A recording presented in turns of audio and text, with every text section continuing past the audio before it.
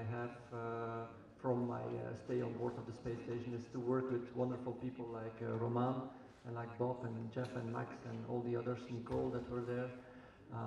And after every day to have a feeling of accomplishment, because we work together with the control centers every day, and we had a very nice cooperation, a very nice communication as well with all the control centers. Самочувствие прекрасно. Впечатление посадка очень мягкая.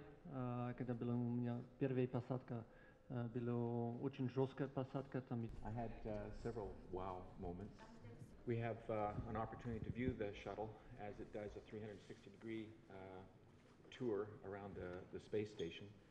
Произвело впечатление огромное, и как на моего русского партнера Геннадия, прибытие HTV, так как в нем было воплощено все самое новое, самое современное, и большая точность исполнения каждого элемента, и также точность подхода в нужную точку и стояние на этой точке в пространстве. Вот.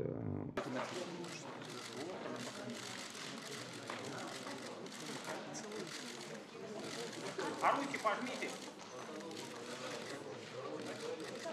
Да, хорошо, хорошо.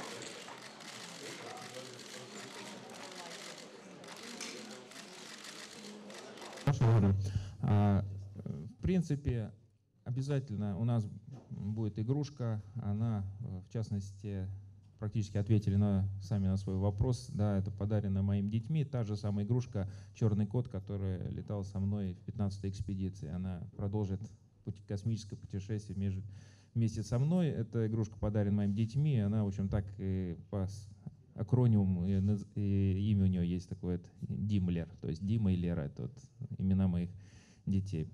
Одновременно она будет работать как индикатор невесомости.